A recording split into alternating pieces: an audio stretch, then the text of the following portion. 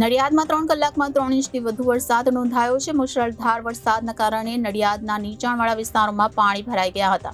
તો નડિયાદના આઈજી માર્ગ, નાના કુંભનાથ રોડ, રબારીવાડ અને કોલેજ રોડ વિસ્તારમાં પાણી ભરાઈ ગયા હતા. નડિયાદના શ્રેયસ અંડરપાસમાં પાણી ભરાયા હતા. તો તકેદારીના ભાગરૂપે નડિયાદના 4 અંડરપાસ બંધ કરવામાં આવ્યા છે.